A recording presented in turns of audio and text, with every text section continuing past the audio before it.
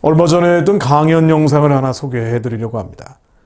오랜만에 준비 없이 한 강연입니다만은 마지막 때 전 세계적인 정세, 한반도 동향, 그 속에서 한민족의 부르심이 무엇인지에 대한 기도 제목을 나누고 있습니다. 특히 한국교회, 한민족 교회의 이 왜곡된 평화기도, 일탈된 평화기도에 대해서 이야기를 많이 드렸는데요. 우리가 별 문제 아니라고 넘어가고는 있지만은 정치의 혁신 이전에 교회 갱신이 있어야 하고요. 구체적으로 이 왜곡된 평화기도, 잘못되고 오도된 평화기도에서 벗어나야 됩니다. 이 기도의 제목이 바뀌어야 합니다. 거짓 평화, 하자 평화에서 벗어나서 진정으로 하나님이 원하시는 평화가 무엇인지로 돌아와야, 그래야 차별금지법도 막아내고, 그래야 한국 교회를 지키는 것은 물론 하나님의 민족을 향한 부르심을 이룰 수 있습니다. 근데 이런 왜곡된 평화기도, 오도된 평화기도를 따라가는 분들을 보면은요, 주사파인 사람들도 있지만 잘 모르고 계신 그리스도인들이 참 많습니다. 잘 모르고 따라가는 목사님들 많습니다. 내 백성이 지식이 없어서 망한다는 일이 이 민족에게 일어나지 않기를, 그래서 분별을 하기를 원합니다. 많은 분들이 보셨으면 하는 영상입니다. 지금 이 나라와 민족과 미국과 열방을 향한 하나님의 부르심, 시대적인 하나님의 부르심이 무엇인지 정리하는 차원에서 간단히 브리핑을 해드리려고 합니다. 세상이 어수선한데요. 굉장히 어수선한 시대가 코로나 이후로 심해졌죠. 그러니까 예수님 마태복음 24장에서 말씀하신 난리와 난리의 소문들이 지금이 아닌가라고 생각될 정도로 여러 가지 어수선한 면들이 있습니다. 코로나 팬데믹이 그렇고, 주의 오실 날이 언제냐라고 제자들이 물어봤을 때 예수님이 제시한 몇 가지 조건들이 있죠. 근데 그 지금 이 시대와 기계적으로 꿰맞추기는 어렵지만, 그럼에도 불구하고 난리와 난리의 소문들이 아닌가라고 생각될 정도의 사건들은 굉장히 많습니다. 예수님 말씀하신 것처럼 제가 잠깐만 인용하겠습니다. 24장, 마태복음 24장 6절로 난리와 난리 소문을 듣겠으나 너희는 삼가 두려워 말라. 이런 일이 있어야 돼. 끝은 아직 아니니라. 민족이 민족을, 나라가 나라를 대적하여 일어나겠고 처처에 기근과 지진이 있으리니 이 모든 것이 재난의 시작이니라. 나라가 나라, 민족이 민족을 대적하여 전쟁이 일어나고 기근과 지진이 있다라고 예수님이 얘기하셨는데, 얼마 전에 튀르키예 지진도 그렇고요. 소말리아의 대기근이 시작됐다고 합니다. 여기 40년 만에 가장 심각한 상태라고 얘기하는데, 왜 이렇게까지 심각해졌는 거 아니에요? 우크라이나 전쟁하고 연결되어 있다고 합니다. 우크라이나에서 전쟁, 거의 곡창지대잖아요. 식량 공급이 제대로 되지 않고 구호물자도 우크라이나로 집중이 되다 보니까 소말리아, 아프리카 지역에는 상대적으로 지원이 잘 안 되는 거죠. 그러다 보니 40년 만에 가장 큰 기근이 왔다라고 지금 얘기를 하고 있습니다. 난리와 난리의 소문, 그리고 전쟁, 기근, 지진, 어쨌든 세상이 어수선해지고 있는 건 분명합니다. 지금 우크라이나 전쟁 이후에 이미 1년이 넘었는데요. 1년 넘은 우크라이나 전쟁 이후에 벌어진 세계적인 흐름들, 국제 관계를 보면 더더군다나 뭔가 심상치 않다는 걸 느낄 수가 있죠. 세계가 양극화되는데, 이른바 냉전이 끝나고 신냉전이 시작됐다고 지금 얘기를 하고 있죠. 신냉전은 미국을 중심으로 한 해양동맹권과 중국, 러시아를 중심으로 한 대륙동맹권이 충돌하고 있는 양상입니다. 그러니까 뭐가 더 낫느냐, 무엇이 더 선이냐, 좀 애매한 면은 있어요. 왜냐하면 제가 흔히 독사과하고 썩은 사과로 비유를 하는데, 지금 미국도 젠더, 이 동성애 문제는 엄청 몸살을 앓고 있잖아요. 이게 해양 문명권에서 집중적으로 번져가는 교회의 근간을, 교회를 해체시키고 있는 가장 큰 위험 요소가 돼 있죠. 그래서 해양 동맹이 원래는 해양 문명권이 대륙 문명권보다 기독교적인 가치가 훨씬 더 보존이 돼야 되는데 좀 애매한 면이 생긴 겁니다. 그런데 더욱 분명한 것은 중국과 러시아를 중심으로 한 대륙 동맹권은 교회 자체를 부정하고 인간으로서의 존엄과 가치를 박탈하고 있는, 한마디로 사과에 비유하면은 미국이나 해양 문명권은 썩은 사과, 썩은 부분을 도려내면 나머지는 먹을 수 있는 사과라면, 대륙 문명권은 독사가, 먹으면 죽어버리는, 교회의 보존이라는 차원에서 보면은 분명히 이제 우열은 있는 것 같아요. 도찐개찐이라고 볼 수도 있지만 그럼에도 불구하고 우리가 신앙의 자유를 지키기 위해서 선택을 해야 된다면 당연히 대륙이 아니라 해양을 선택할 수밖에 없는 상황입니다. 이 양극이 점점 분명하게 충돌하는 양상으로 가고 있는 거죠. 이게 우크라이나 전쟁이 계기가 된 겁니다. 그래서 러시아가 우크라이나를 침공을 했는데 여기서 발생하는 수많은 반인도주의적인 범죄, 그러니까 국제법 위반 행태들 뿐 아니라 또 한 가지 특이한 현상들은 성경에 나오는 이스라엘을 대적한다라고 상징적으로 표현되어 있는 지역들이 뭉치고 있는 거예요. 이게 한 가지 특징입니다. 그래서 이 대륙에서 모이고 있는 국가들의 느슨한 연합체인데 아직은 하나같이 반미주의이고 반유대주의적인 성격을 가지고 있죠. 터키가 들어가 있고 그리고 중동에 있는 나라들이 연대를 하고 있습니다. 이미 RSII 동맹이라고 했어요. 러시아와 시리아, 이란, 이라크는 군사적인 동맹체였어요. 중동에 있는 이스라엘이 대적하는 나라들은 이미 군사적으로 묶여 있었는데 여기에 터키하고 러시아가 사이가 안 좋다가 우크라이나전을 계기로 반서방, 반나토라는 가치를 가지고 함께 뭉치고 있는 겁니다. 그리고 중국은 성경에도 뭐 특별하게 표현되어 있지 않습니다만 성경이라는 것은 중동 지방을 중심으로 기술이 되어 있기 때문에 그리고 제3자적 위치에 있던 중국도 우크라이나 전쟁 이후에 러시아하고 강력하게 연대를 하고 있죠. 그러니까 지난 3월 21일 날 푸틴하고 시진핑이 정상회담을 했는데 여기에서 나온 게 A4지 10장이 넘을 거예요. 그 합의문이, 공동성명이 말입니다. 나온 얘기들 아주 가관입니다. 군사적인 동맹처럼 아직은 가지 않았지만 견고한 형태로 묶이진 않았지만 그럼에도 불구하고 중국, 러시아의 밀착이 군사훈련을 같이 하는 수준까지 가버리는 겁니다.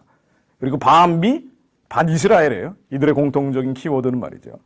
근데 특별히 이 중국, 러시아를 포함한 중동, 터키도 마찬가지인데요. 어떤 면에서는. 이들이 한반도 문제에 굉장한 관심을 표명하고 있다는 게 특이점입니다.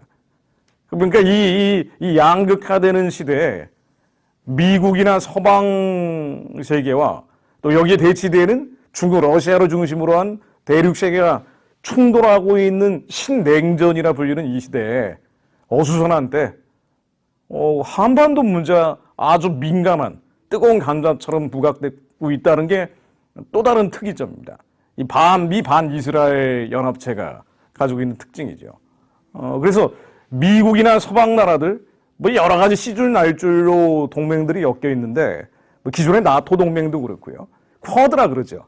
미국을 중심으로 해서 호주까지 들어가 있는, 인도까지 들어가 있는 쿼드 동맹도 그렇고요. 그리고 파이브 아이스라고 해가지고 이건 미국, 영국 중심으로 또 뭉쳐있는 그러니까 시줄 날줄로 서방권이 하나로 묶이고 그리고 여기에 대항하는 중국, 러시아권이 하나로 묶이고 근데 이들이 얘기하고 있는 가장 큰 관심사 중에 하나가 이스라엘 중동도 있지만 대만도 있지만 한반도 문제라는 거죠. 그래서 21일 날 푸틴과 시진핑이 이런 얘기를 했습니다. 김정은의 합리적인 요구에 미국이 대답을 해야 된다. 김정은의 합리적인 요구. 김정은이 지금 하고 있는 거는 핵무기 만들고 미사일 만들고 한반도는 물론 전 세계에 군사적 위협을 가하고 있는 그야말로 깡패 짓을 하고 있는데 이런 것이 합리적인 요구라고 완전히 북한 편을 들고 있죠. 그러니까 핵무기 미사일이라는 것이 지금 어느 수준까지 개량이 되고 있는 거 아니에요? 북한의 핵무기 미사일이 2020년, 그러니까 윤석열 정부가 끝날 무렵이면 지금 한 2년 남짓 왔거든요. 근데 앞으로 한 4년 뒤 정도가 되면은 미국이나 다른 여러 싱크탱크들이 공통적으로 다 얘기하고 있는 건데요. 북한의 핵무기 수준이 탄두라 그러죠. 미사일에 장착할 수 있는 탄두 수준이 200개가 넘어간다라고 나옵니다. 260개라는 얘기도 나옵니다. 이게 무슨 얘기냐면은요. 세계에서 핵탄두를 가장 많이 가지고 있는 게 러시아, 미국, 중국 순인데 중국하고 비슷해진다는 얘기입니다. 근데 이런 북한을 중국, 러시아가 맹목적으로 옹호하고 있는 거예요. 맹목적입니다. 이제 아예 막 나갈 정도로 옹호를 하고 있습니다. 그러니까 유엔에서도 제재를 하려고 해도 중국, 러시아가 상임이사국이니까 뭐 어떻게 할 수가 없는 거예요. 그러니까 북한도 여기에 강력한 일종의 집을 지키는 사냥개처럼 이 대륙 연합을 지키는 사냥개처럼 쓰임 받고 있는 거죠. 그래서 북한의 핵무기가 정말 지금 브레이크가 없는데 이렇게 가다가는 앞으로 세계에서 네 번째, 심지어 세 번째가 될 수 있다는 예측도 나오는데 이 정도 수준이 되면 어떻게 되는 건고 아니에요. 단거리, 중거리, 장거리 핵미사일이 다 장착이 되는 겁니다. 지난주에도 김정은이 이런 얘기를 했죠. 여기 핵 어뢰인데 수중 어뢰 같은 거예요. 항구에서 터뜨릴 수 있는 핵 어뢰를 50번을 실험을 하고 20몇 번인가는 김정은이 직접 참관을 했다고 발표를 한 겁니다. 요거는 일종의 게임 체인저라고 부릅니다. 왜 그러는 거 아니? 단거리, 중거리, 장거리 핵 미사일이 나오는 것뿐 아니라 ICBM이라 그러죠. 대륙에 날아가는 미사일, SLBM이라고 잠수함에서 발사되는 이런 미사일뿐 아니라 수중 어뢰. 만일 한반도 유사시 전쟁이나 남침 같은 게 있을 때 말이죠. 제2의 6.25 같은 게 발발을 했을 때 전략 물자, 군대, 군인들이 부산항으로 온단 말입니다. 인천으로는 수도권이기 때문에 어려울 것이고 부산으로 올 때 이 수중 어뢰를 터뜨려버리면 부산이 초토화돼 버리는 거예요. 그러니까 보급을 끌어버릴 수가 있는 겁니다. 근데 이게 이 수준이 되면은요, 우리는 뭐 한국에 있는 분들은 물론 미주에 있는 분들도 다 마찬가지인데 워낙 오래된 북한 핵 문제가 워낙 오래됐기 때문에 무감각할 수밖에 없습니다만은 세계에서 네 번째가 되면은요, 더 이상 한반도에선 군사력이 의미가 없어집니다. 절대 무기가 되는 거예요. 반지의 제왕이라는 영화에 절대 반지가 생기는 것처럼 어떻게 해도 건드릴 수가 없습니다. 북한이 무슨 짓을 해도 건드릴 수가 없어요.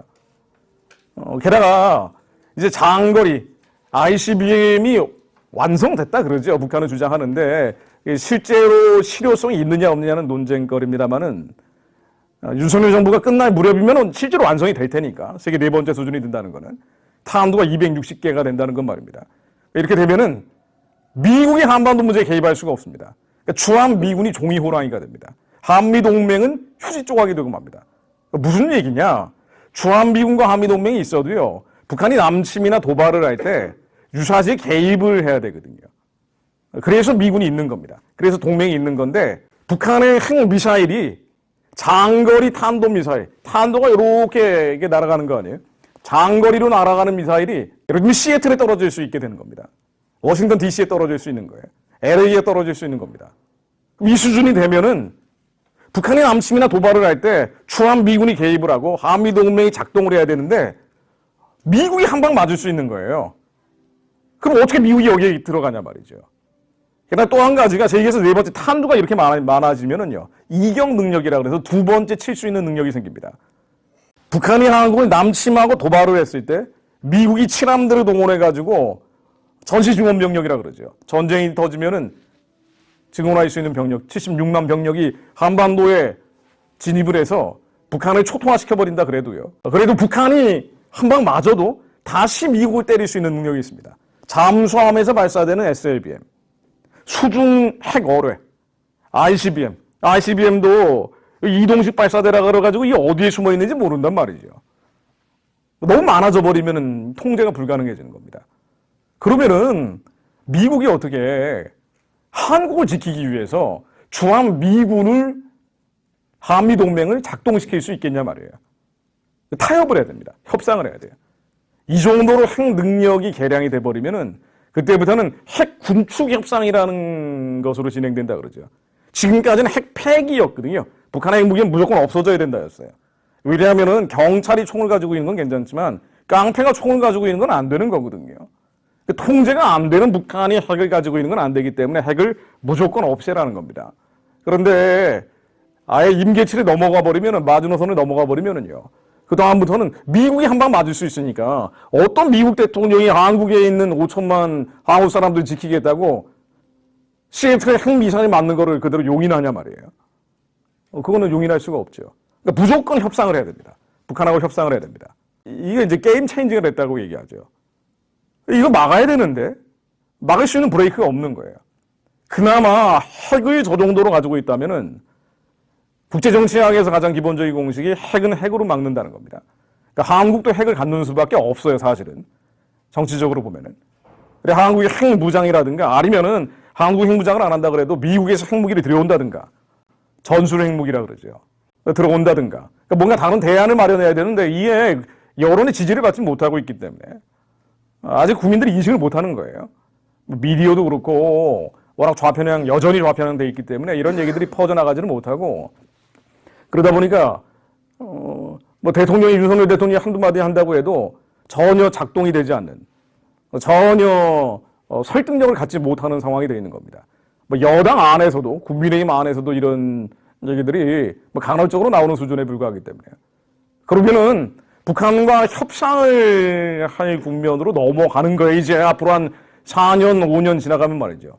만일 정권이 한 번 더 교체되면 더 빨라지겠지만은, 북한 핵무기가 이 정도로 계속 개량이 되고 브레이크가 없다는 것은 협상 국면으로 가게 될 것이다. 북한의 정치적인 요구를 들어주는 상황으로 갈 수밖에 없다는 걸 의미합니다.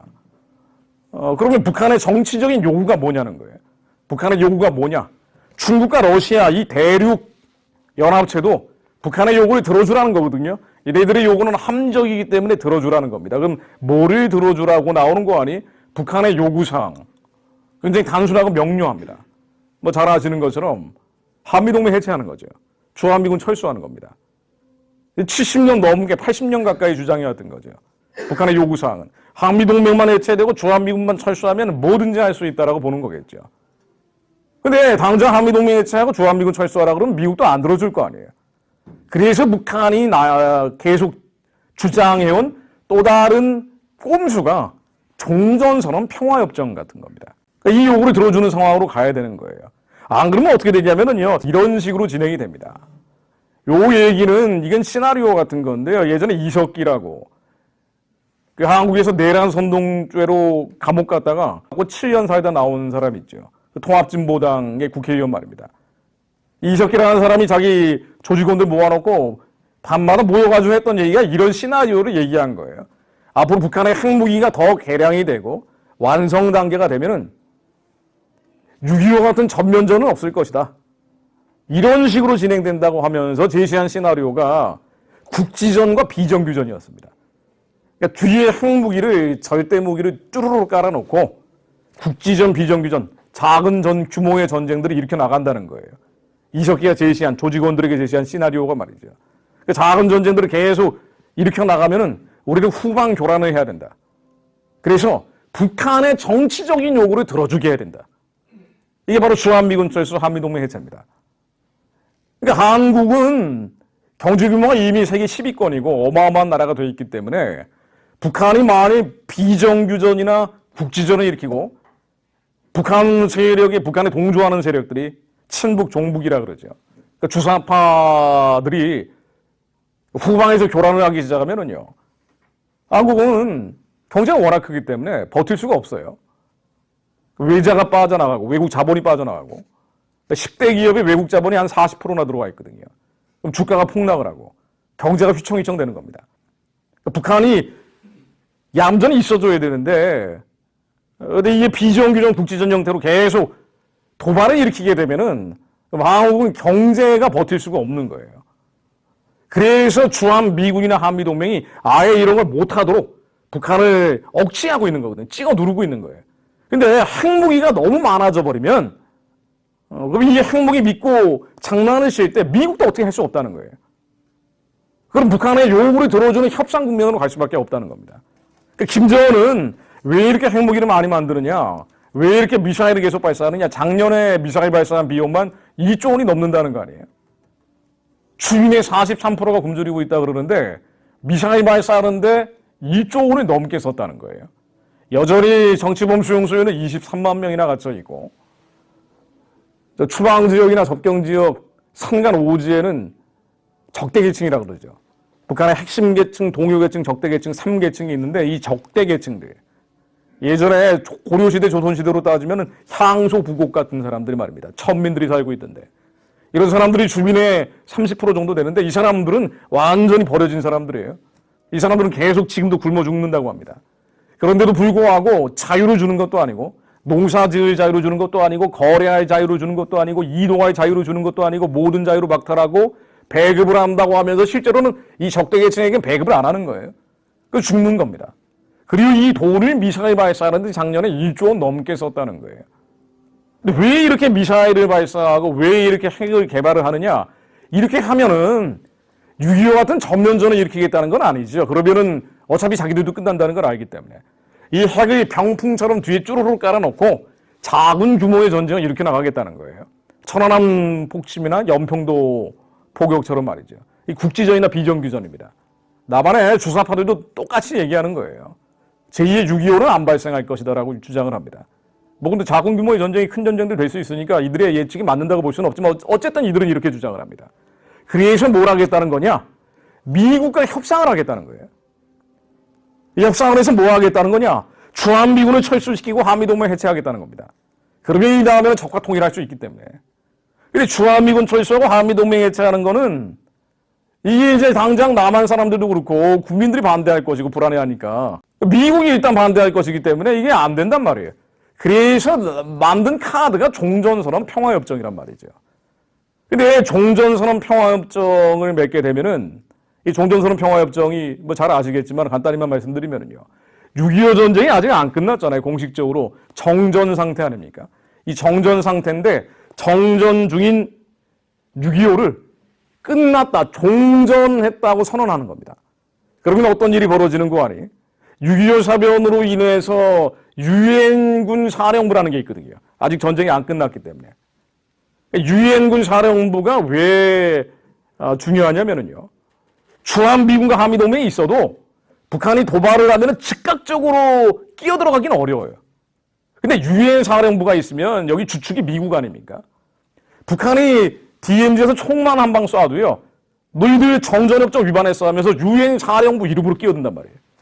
그러니까 북한의 도발과 나아가서 남침을 억제할 수 있는 가장 강력한 기구가 바로 유엔 사령부입니다. 이거 6.25가 아직 안 끝났기 때문에 있는 거거든요. 근데 6.25가 끝났다라고 종전선언을 하면 유엔 사령부가 없어집니다. 그럼 북한이 도발하고 남침을 하면 주한미군이 있고 한미동맹이 있어도 미국 의회 동의를 거쳐야 돼요. 근데 미국 의회도 엉망진창이잖아요. 그러니까 즉각적으로 대응할 수가 없는 거예요. 그래서 아직은 북한의 핵무기나 폐기되고 미사일 도발이나 안 하고 저기 정상적인 체제가 된다 하면 종전선언을 할까? 아직은 종전선언 안 된다라는 게 일반적인 인식임에도 불구하고 중국과 러시아, 북한은 계속 종전선언 맺으라 그러는 거예요. 그리고 남한에 여기에 동조하는 많은 사람들이 합세를 하고 있는 겁니다. 그리고 평화협정은 뭐냐면요. 6.25가 끝나고 이제 평화가 왔다라고 국제적으로 공인을 하는 겁니다. 전쟁 당사국이라고 볼 수 있는 남한, 북한, 중국, 그리고 미국까지 들어가서 평화가 왔다라고 국제적으로 박수 쳐주는 겁니다. 이 종전선언 평화협정이 되면 그 다음에 어떻게 되느냐. 북한은 공식적으로 이렇게 주장을 하죠. 종전선언 평화협정이 되면은 미군 나가야 된다. 이건 북한의 공식적인 주장이에요. 왜? 전쟁이 끝났는데 왜 미군이 있냐는 거예요. 평화가 왔는데 왜 미군이 있냐는 겁니다. 그 남한의 주사파들도 마찬가지고 주사파까지 가지 않는다 하더라도 이른바 좌파, 좌익 성향의 사람들도 마찬가지입니다. 전쟁이 끝났으니까 미군 나가라. 평화가 왔으니까 미군 나가라는 거예요. 자, 그런데 이 종전선언 평화협정을 문재인 정부가 반드시 맺겠다고 임기 중에 그렇게 애를 썼죠. 그러나 결국 맺어지지는 않았습니다. 이걸 맺게 하기 위해서 미북 협상도 주선을 했고 싱가포르 협상이나 이때 트럼프 대통령이 종전선언 평화협정을 맺겠다는 식으로 말을 하기도 했어요. 그러나 어쨌든 넘어가진 않았습니다. 남한의 북한 동조 세력과 북한 체제, 북한 정권의 그 꼼수에 넘어가진 않았어요. 다행히 한국은 안전보장이라는 차원에서는 지켜진 겁니다. 근데 여전히 북한은 종전선언 평화협정 맺자고 계속 주장을 하고 있죠. 자, 근데 이게 이 한반도에서 벌어지는 상황이고요. 전 세계적으로 벌어지는 상황을 한번 정리를 해본 거고요. 이제, 그러면 한반도, 한국인, 그럼 이런 상황에서 어떤 이해를 하고 어떤 자세를 취해야 되는지 이 말씀을 드리면서 정리를 해보려고 합니다. 분명한 건 미국도 절대적 선언은 아니에요. 중국, 러시아가 절대적 악이라고 보기도 좀 애매한 면이 있습니다. 그러나 제가 계속 말씀드린 것처럼 이 해양 문명권과 대륙 문명권은 썩은 사과냐 독사과냐의 선택이기도 합니다. 이거는 교회를 지켜내느냐 지켜내지 못하느냐로 기준을 삼으면 되죠. 해양 문명권과 달리 대륙 문명권은 철저하게 신앙의 자유를 박해하고 박탈하고 있어요. 이건 중국은 말할 나위도 없고 중국도 지하교회 형태로 지금 당하고 있는 거 아닙니까? 근데 지하 교회에도 박해를 하잖아요. 러시아도 마찬가지죠. 러시아 가보시면 아시겠지만은 러시아는 러시아 정교회 외에는 모두 이단으로 분류가 되죠. TV 공영방송에서 왜 개신교가 이단이고 샤이비 종교인지를 이게 예전에 푸틴의 권력이 이런 정도로 강화되기 전에도 방송을 할 정도였습니다. 자유롭게 선교하고 전도할 수 있지는 못해요. 그래서 거기 제가 단기 선교 몇 번 갔을 때도 그 뭐 숨어서 했을 정도입니다. 이게 7, 8년 전인데 지금은 훨씬 심해졌다 그러죠. 그래서 러시아의 기독교 박해 순위가 세계에서 7번째, 8번째 된단 말이죠. 이슬람 국가 수준으로 그 정도로 심해지고 있는 거예요. 원래 권력이라는 것은 집중되기 시작하면 교회를 박탈하는, 박해하는 형태로 가기 때문에 진행되는 일이기도 합니다. 중동만 하고는 말할 나위도 없고 가장 심각한 건 북한. 세계에서 기독교를 가장 탄압하는 곳이 북한이기 때문에 이 대륙 문명권이라는 곳은 하나같이 교회를 박해하고 신앙의 자유를 박탈하고 해체하는 쪽으로 가는 문명체입니다. 물론 해양 문명이 그나마 낫다라고 봐야 될 텐데 요즘 젠더 문제 때문에 몸살을 앓고 있지만 그럼에도 불구하고 하나님 부를 자유, 예수님 부를 자유, 성령님 부를 자유가 보장되어 있는 그나마 숨쉴 공간이 이곳이란 말이죠. 썩은 상하고 독자가의 차이입니다. 그러니까 한국의 선택, 한국인의 선택, 한민족의 선택은 말할 나위도 없이 당연히 썩은 사과의 썩은 부분은 도려내고 그거 먹어야 돼요. 혼자 살 수는 없으니까. 독사과는 절대 먹으면 안 되는 겁니다. 그런데 유감스럽게도 한국에 있는 교회들, 크리스찬들은 물론 재미 교포, 미수 교회들도 독사과를 먹든가 아니면 썩은 사과를 그대로 삼키려고 하는 경우가 많죠. 이게 분별이 잘 안 되기 때문에 그렇습니다. 모든 사안들을 단편적으로 이해를 하고 종합적으로 접근하지 않기 때문이기도 한데, 자, 예를 한번 들어볼까요?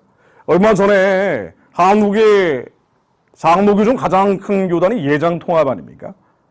근데 예장통합에서 총회장의 서명을 받고 한반도 종전 평화 캠페인에 나섰습니다. 이게 이제 뭐 저도 유튜브로 올리고 워낙 항의가 많이 들어가고 그래서 무산돼 버렸어요. 다행히도 무산됐습니다. 그런데 예장통합에서 종전선언 평화협정을 맺자라고 교회를, 아니 온 세상이 잠들어 있다 그래도 교회는 깨어 있어야 되는데 종전선언 평화협정이 뭐예요? 북한, 중국, 러시아가 한국의 신앙의 자유, 교회를 없애버리기 위해서 하는 독사가란 말이죠. 이 독사가의 선동에 넘어가서 종전 평화 캠페인을 벌이다가 중단이 된 겁니다. 이게 중단이 되긴 했지만 여전히 예장통합 홈페이지 들어가 보면은요, 민족 공동체 치유와 화해 평화 통일을 위한 기도집이라고 해서 어떻게 한국 문제, 한민족 문제를 기도해야 될 건지 거의 100개의 기도 제목들이 올라와 있습니다. PDF 파일로 100장이더라고요. 여기에는 여전히 종전선언 평화협정 들어가 있습니다. 그러니까 한국의 교회들, 특히나 큰 교회를 중심으로 문재인 정권은 굉장히 심했죠. 종전선언 평화협정 맺자고, 아니 정권이 시킨다고 시키는 대로 하면 어떻게 되겠어요. 다들 정신이 나가고 넉나가 있어도 교회는 정신을 차리고 있어야 되는데 권력의 압박에 밀려선지 6.25 사변 때나 아니면 8.15 광복절이나 3.1절 이런 중요한 때 기도문이나 성명서 내는 거 보면은요, 이게 다 종전선언 평화협정이었습니다. 큰 교단들이 말이에요. 지금도 사실은 이 종전선언 평화협정이라는 단어만 빠져있지 여전히 북한 정권과 가짜 평화, 거짓 평화, 이게 진짜 평화, 진실된 평화는요, 북한 사람들 2천만을 자유롭게 하고 그들을 해방하는 평화가 돼야 되는데 이들에게 여호와 샬롬의 평화가 들어가는 그 평화를 얘기해야 되는데 그 평화가 아니라 그냥 북한 정권을 도와야 된다, 이런 얘기예요. 지금 한국교회 주류는 말이죠. 가짜 평화, 거짓 평화. 사실은 종전선언 평화협정 맺자는 것과 별반 차이가 없습니다. 물론 한국 그리스도인들이, 한국 목회자들이, 교회가 다 그런 건 아니에요. 근데 이런 문제를 목숨 걸고 주장하는 사람들이 교단에 많이 들어가 있고 또 대부분의 리더십들은 뭐가 뭔지 잘 모르기 때문에 그냥 넘어가는 거예요. 그리고 성도들은 잘못된 기도를 하고 있고. 자, 그런데 이게 이제 한국만 국한된 얘기가 아니라는 거죠.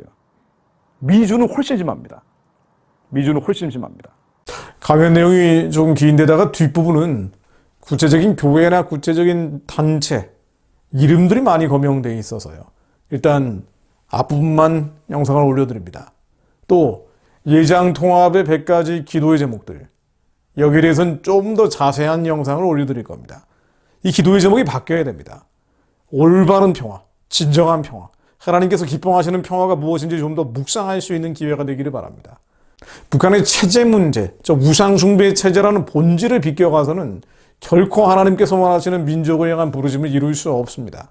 차근법을 막지 못할 뿐 아니라 한국교회를 지켜내지 못할 뿐 아니라 하나님께서 이 민족에 맡기신 세계선교의 사명 감당하기 어렵습니다. 고린도서 6장 14절로 너희는 믿지 않는 자와 멍에를 함께 매지 말라. 의와 불법이 어찌 함께하며 빛과 어둠이 어찌 사귀며 그리스도와 베리알이 어찌 조화되며 믿는 자와 믿지 않는 자가 어찌 상관하며 하나님의 성전과 우상이 어찌 일치가 되리요.